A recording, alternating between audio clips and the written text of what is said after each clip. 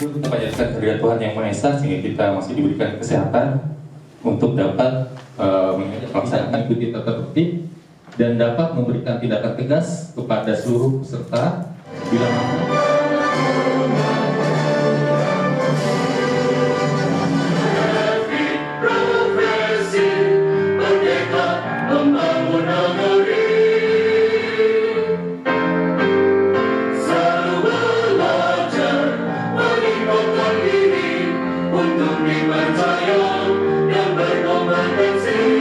bergabung bersama dengan kami ya. Terima kasih ya sudah saya lihat peserta kita 50% dari luar kota ya. Ada yang dari Gampang Bali. Nantinya dalam perjalanan kita semua berprofesi kita melakukan pelanggaran-pelanggaran dan lain-lain ya. Sehingga mengakibatkan itu tentunya kita harus mengikuti ulangan keprofesian arsitek itu PKA 1, 2, dan 3. Itu mungkin masih bertemu dengan saya.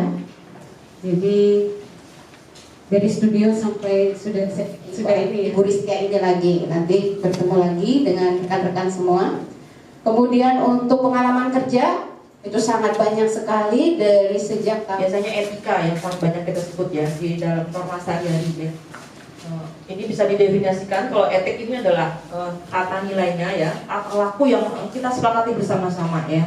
Jadi ini bukan merupakan etik yang disepakati satu orang, tapi ini bersama-sama. Misalkan kita di sini ya bersepakat untuk melakukan satu tatanan nilai, tata laku yang sama kita sepakati. Kita nggak heran nenek moyang kita yang dahulu sudah melakukan ini. Mereka sudah dengan cerdasnya menggambarkan banyak macam segi kehidupan itu di dalam itu. Merupakan satu norma-norma yang memang secara tidak sengaja ya memang terus berlanjut ya sampai dengan hari ini. Karena ini kayaknya dibayarnya kecil ya. Kalau gitu saya keluarin aja separuh-separuh ya kan yang saya bisa ya kan. Karena ini ada nggak suka sama pemberi jasa, biarin aja ya kan terserah. Nggak bisa begitu. Ini adalah satu. Nah, saya balik lagi ke Undang-Undang Nomor 6 atau penyelenggaraan kegiatan untuk menghasilkan karya arsitektur yang meliputi perencanaan. Itu boleh kok kita melakukan kegiatan kanan, tapi juga bicara tentang pengawasan terhadap proyek ya. Bahkan bukan arsitektur loh ya, bukan menghasilkan karya jalan ya. Kalau siapa tahu rekan-rekan jalan ya, kemudian irigasi ya mohon maaf lain ya. Karena itu sudah digariskan ya berfungsi baru. Kita lihat ke poin 3 sedap dipandang dan mengesankan ya. Tetapi kadang-kadang ya mungkin kita maklum juga sih. Hal ini biasanya kadang dibalik-balik ya. Karya arsitektur itu pasti duluan. Mungkin hanya memproduksi massal, surat SKA dan lain-lain hanya butuh fotokopi KTP, ijazah keluar sekarang. Tapi setelah itu ngapain nggak ngerti ya. Mau diapain kita ini ya. Terserah kalau nggak melakukan ini nggak bisa melanjutkan profesi ini ya. Gitu. Next. Nggak tahu yang asosiasi yang lain ya. Apa tuh banyak sekali ya sekarang ya adanya undang-undang ini. Nah ini jelas ya, IAI sudah disebut dan kita akan dihadapkan itu kok perang loh kita ini ya. Itu kita lagi menghadapi satu peperangan, perang sama kliennya, perang yang dia bisa bertahan hidup 10-15 tahun lagi, oke ya kan. Kemudian si pasien ini sembuh, si dokter tanya jawab ya nanti gini, Bung Atma nanti kalau mereka ini kan ada penilaian juga bagi yang aktif dan lain-lain ya nanti kita akan bisa bergip, bisa punya is arsitek. Jadi yang salah dari arsitektur itu adalah arsiteknya sendiri. Walaupun yang salah dari ciptaannya itu adalah kesalahan penciptanya. Jadi arsitek itu Tuhan-Tuhan kecil. Silahkan, mungkin ada yang bertanya. Bangunan gedung tersebut harus mengikuti prototipe dari pusat. Bagi terhadap masyarakat, jelaskan tentang bagaimana arsitek. Isinya ya. Nggak bisa loh prototipe itu langsung jeblok dimasukkan ke dalam set itu ya. Karena kita macam-macam ya kan ternyata pada saat dibangun di Kapuas beda lagi sama di daerah Pangkalan pun mungkin ya. Kemudian di daerah itu kan waktu itu keterangannya susah ya nanyanya karena banyak banget orangnya. Lalu ada wacana untuk Bupati ya. Ya, itu saya sampaikan kayak gitu. Ya sudah, kalau kamu mau bersulit gitu, coba kamu pergi ke AI katanya. foto kan sudah dibagi ya, tugasnya di grup ya mungkin. Ya jadi yang studi kasus 1 ya ini punya konflik BCB itu bangunan cagar budaya ya dalam pelestarian arsitektur.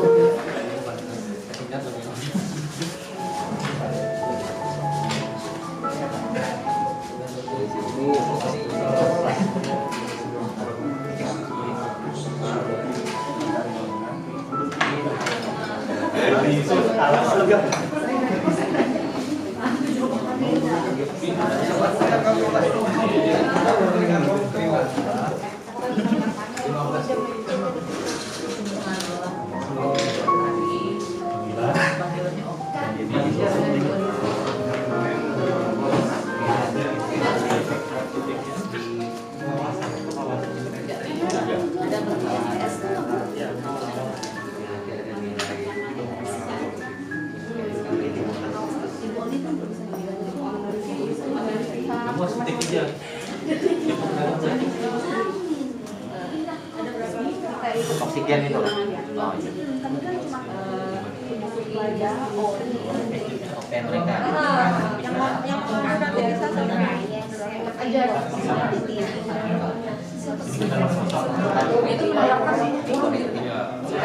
Kaitan itu. Nah kalau yang masih akan dalam ini, tapi tentu ada dalam sini tadi. Ini ada yang idealis, ada yang ada. Nah yang bilang tadi Idealis. Oh bagus pintar kamu lah, nggak ada risiko begitu.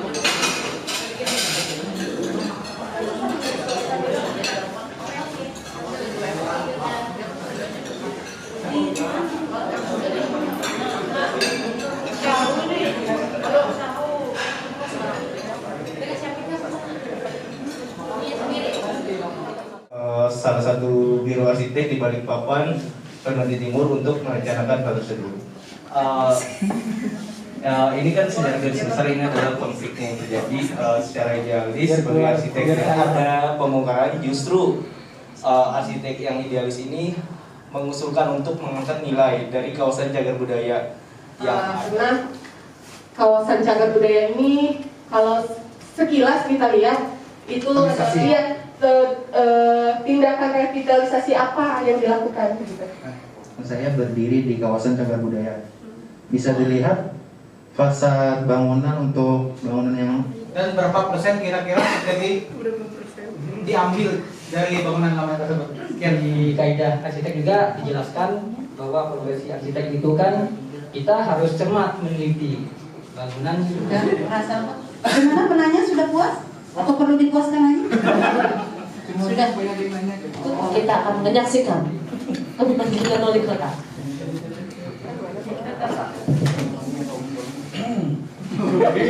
Proyek nih mau pengembangan di area pedestrian di kota kita nih. Tuh, ini posisinya ini ya. Begini, kayak ini ada Korea Selatan. Oke, kita lanjut. Yuk berangkat.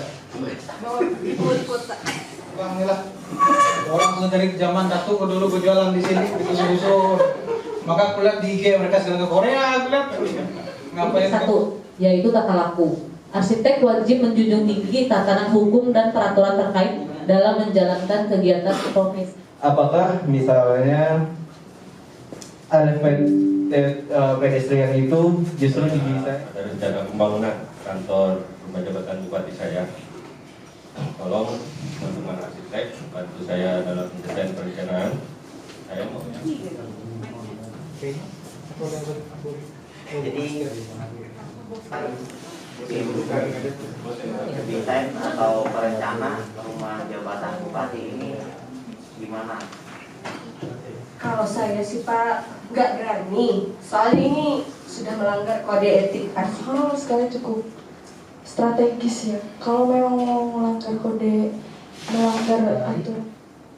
Arsitek saya apa? Saya harap Bapak bisa paham.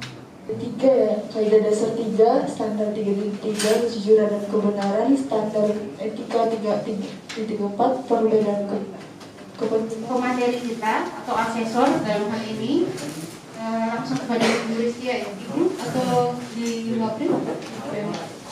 Nanti bisa jadi di dalam tiap kelompok, dan dengan adanya diskusi itu kita sih berharap ya bahwa paling tidak sepulang dari ruangan ini ya, rekan-rekan itu sudah bisa menyerap materi kita hari ini ya, menyerap dalam bentuk ini tadi ya, bentuk simulasi ya, yang langsung dijalankan, dieksekusi di tiap kelompoknya ya. Bagaimana tiap-tiap kelompok itu sudah memerankan tugasnya masing-masing, perannya tadi dengan cukup baik ya. 9/2022 tentang anggota baru Ikatan Arsitek Indonesia.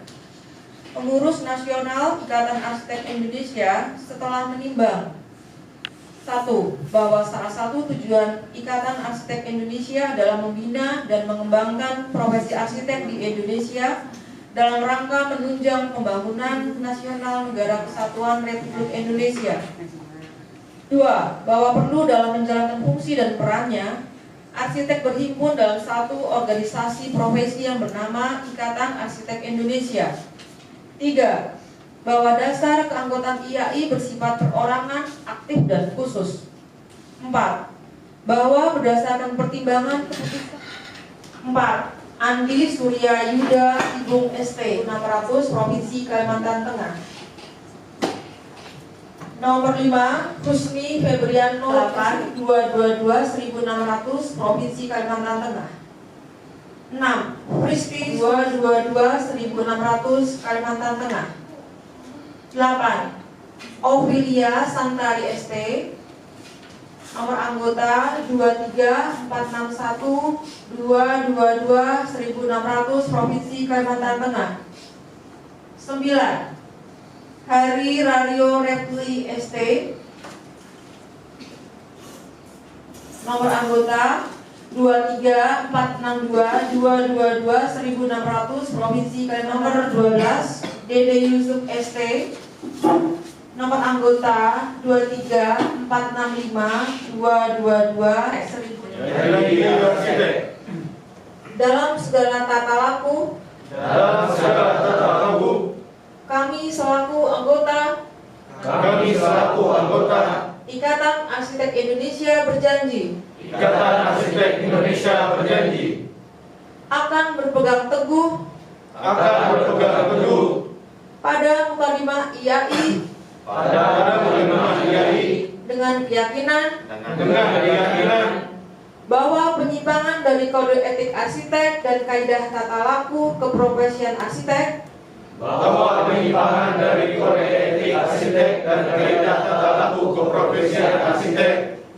adalah mencemarkan kehormatan jabatan kedudukan dan martabat kami sebagai arsitek. Baik, terima kasih. Dipersilakan duduk kembali. Baik, terima kasih kepada IAI Provinsi Kalimantan Tengah untuk penyelenggaraan pengetahuan etik, dan sekaligus kami juga mengucapkan selamat atas pelantikan rekan-rekan sejawat sebagai anggota IAI. Pada kesempatan ini kami ingin menyampaikan bahwa kita saat ini sedang berbenah untuk menjadi yang lebih baik.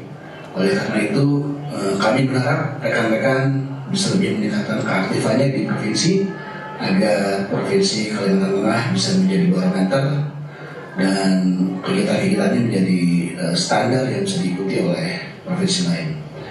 Dalam kesempatan ini juga kami menyampaikan bahwa IAI saat ini sudah menyusun kegiatan terstruktur dan terjadwal yang rekan-rekan bisa melihatnya di website IAI supaya rekan-rekan bisa mengikuti pembinaan secara terstruktur dan terjadwal. Mengawal provinsi ini dengan baik ya, mulai dari pusat sampai dengan daerah harus merata ya. Jadi cita-cita dari Pak Ketua Umum ini adalah menginginkan agar provinsi ini sama, merata ya, setara ya antara satu provinsi yang satu dengan yang lainnya. Jadi kesetaraan itu di dalam kesejawatan itu tetap dipegang, dan tadi pesan penting dari Pak Ketua Umum ya secara istimewa disampaikan kepada kita ya, bahwa kita harus tetap konsisten ya, tetap bertanggung jawab, tetap mengembangkan diri ya. Siapa kira-kira? Yang pertama dipromosi. Ada wadah siapa?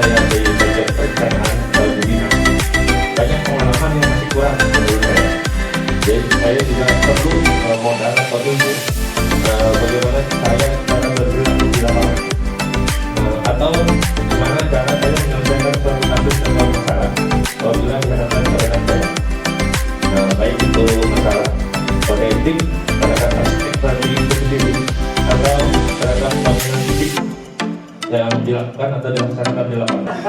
Iya, saya minta Ibu atau Mbak Rizky, Mbak Eni ya. Masih muda atau sama? Terima kasih Pak. Mungkin Bapak karena kenal saya jadi saya yang kenal. Iya. Kesannya sangat bermanfaat ya. Banyak sekali hal-hal baru yang saya tidak tahu selama ini selama menjalankan tugas baik di fisik maupun perencanaan. Kebetulan adegan tadi sebenarnya sering terjadi. Jadi paham sekali adegan ini sudah tahu. Jadi sebenarnya hal-hal seperti itu sudah ada di kode etik, tapi kami belum tahu secara detail tentang kode etik arsitek. Jadi kami sangat bersyukur sekali akhirnya bisa masuk IAI ini, mengetahui segala aturan-aturan dan kode etik tata laku yang ada di IAI. Dan selaku penata kode etik, penataran kode etik IAI Kalimantan Tengah, saya ucapkan terima kasih juga kepada seluruh peserta yang sudah mengikuti kegiatan ini dengan baik dari pagi hingga sore hari ini sehingga bisa dapat diselesaikan dengan baik. Karena kita tadi sudah laku arsitek, semoga semua bisa memberikan manfaat dan Bapak Ibu rekan-rekan semua bisa melaksanakan tugas dan tanggung jawab yang diberikan di lapangan dengan bertanggung